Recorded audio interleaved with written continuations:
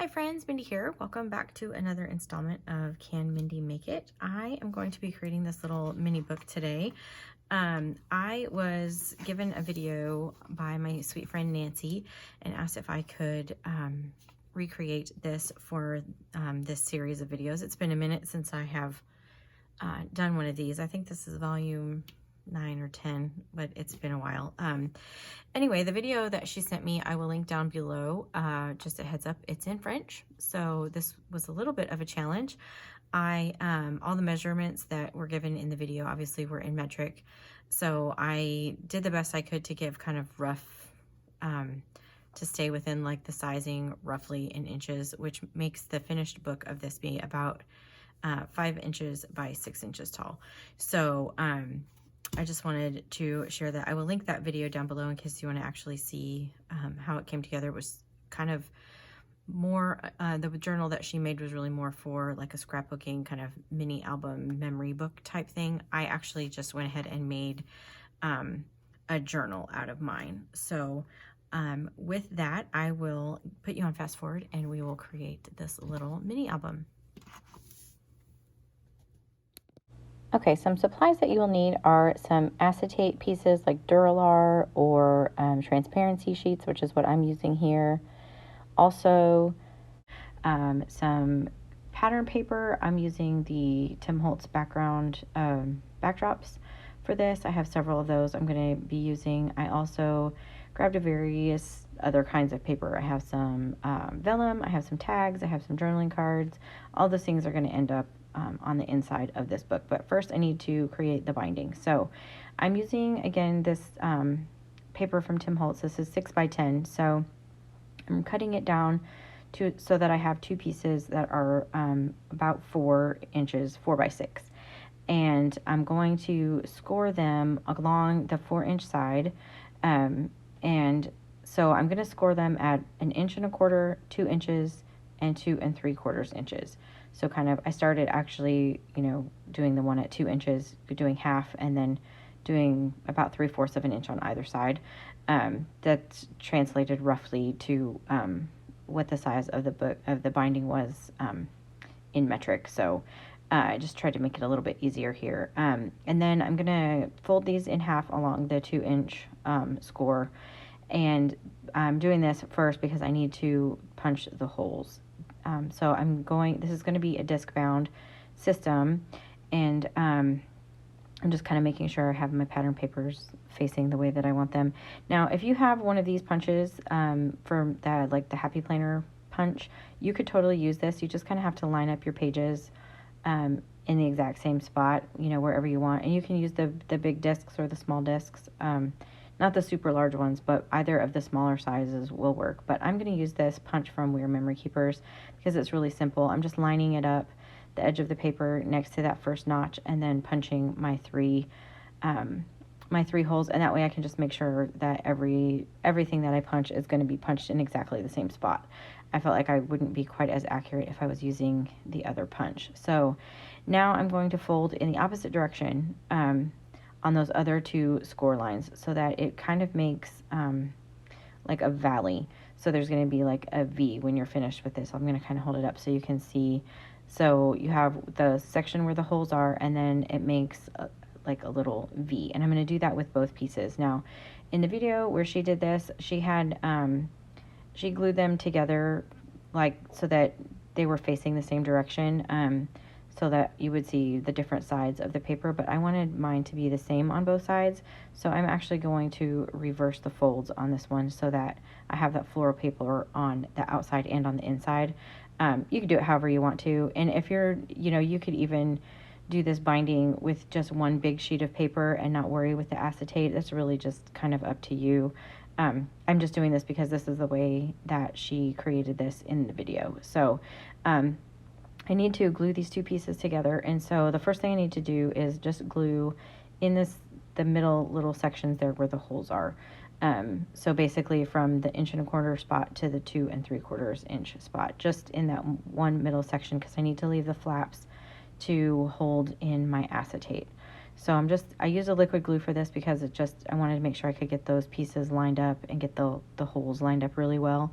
and then you can see I have now a flap on either side. So I'm going to cut down my transparency. Again, you could use Duralar, which would probably be a little bit better because it's a little bit thicker. You kind of would want, you know, a more heavier weight acetate if you have one, but you could also use, like if you have any of the laminate sheeting, you could do that with or without, you know, paper in it. You could just run it through your laminator, and that would give you a really sturdy piece of, you know, acetate to use.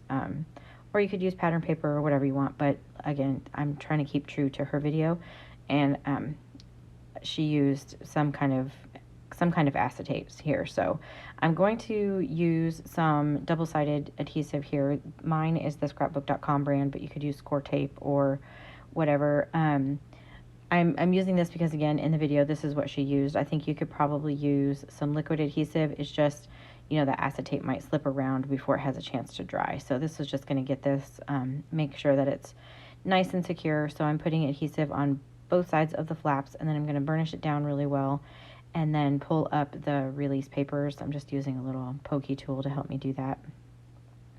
And then I'm going to just arrange this piece of acetate in between these two little flaps. I'm just being very careful to get it lined up across the bottom edge. I just, you know, score tape is really, really sticky, so once it goes down, it's going to be stuck down. So just kind of taking my time here and then closing that top section over, and then I'll do the same thing back here on this back flap.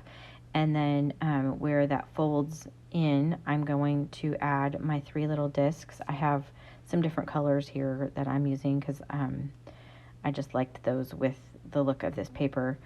And then that is going to basically be the spine binding for this little scrapbook or mini book or journal or whatever you wanted to make it. So I pulled out these other papers that I'm going to cut down and make for the inside papers. So I'm going to first cut this. This is vellum.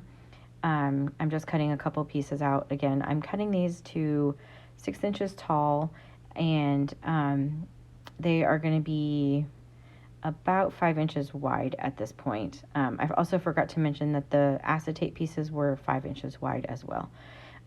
So eventually I'm going to come in and cut these down just a little bit, but for now I'm cutting them to roughly like 4 3/4 or by 6, something like that. So I'm also going to do that with this paper. These are the backdrops. Again, these are 6 inches tall, so they just work out perfect. I'm just cutting a couple of pages of that. And then I have these journaling cards that I'm going to add in. I'll do that in a little bit. I have this ginormous tag, and so it's a little too tall, so I'm just cutting down the height of that, and I'll add that in. And then I wanted to use this paper with the lines going the right way, so I'm just going to trim this down. And then one of the other things that she had in her book were a couple of pockets, and so I'm going to make 2 of those pockets using the same paper, but I need to cut it down to about 7.5 inches. So each one of these pages I'm going to cut down to 7.5 inches. And I wanted to show you, if you don't have a scoreboard, you can totally do this with your trimmer.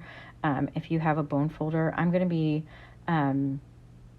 be scoring this at 3.5 inches, and then again with 1/2 inch from the edge. That's going to create the little pocket.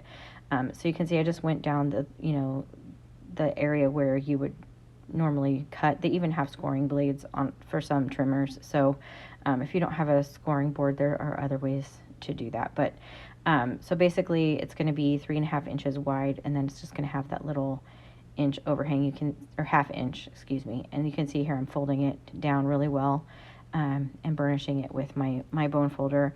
And then I'm going to kind of just eyeball the angle of this next cut. You could do it from the corner if you wanted to. I didn't. I put the corner at like about 1 inch or about 1/2 inch, I guess, and I just kind of trimmed it from there. I wanted to have a little bit up at the top as well. So, but again, you could make that fold as extreme, that cut line as extreme as you want it to be. And then I just save those little pages because I will use those in a little bit as well. So these are going to be my pockets. I'm going to go ahead and punch my holes in here, and then I'm just going to glue this closed. So that little flap on the inside is going to secure the edge, and then I'll just put glue along the bottom and make my little pocket. I'm using liquid adhesive for this because anytime you're making a pocket, liquid adhesive is just really the best idea because it will dry completely, and then anything that you stick down in the pocket isn't going to get stuck in that adhesive. So I'm just going to go through now and punch holes in all of my little pieces and add them to my journal. I did some journaling cards. I did all the papers that I previously cut, the vellum and everything. And I'm just kind of varying what goes in here, the pocket, and then this is kind of how it looks. And they were just, because of the way that the binding is and it kind of moves around a little bit, my pieces that were cut to 5 inches were just a little bit too wide. So I'm going to go through and there were just a few of them. I'm actually going to go ahead and trim those down to about 4 1/4 actually. That way, depending on wherever that, the cover falls, it's going to cover completely the pages, the inside pages, and just kind of protect them. So I went ahead and just trimmed all of those down to roughly that size. And again, you could have different sizes. You could cut them all to the same size. However you want your inner pages to be is really up to you. And I had this extra piece from when I made the pocket, and it was just kind of sitting there, and I liked it against the floral.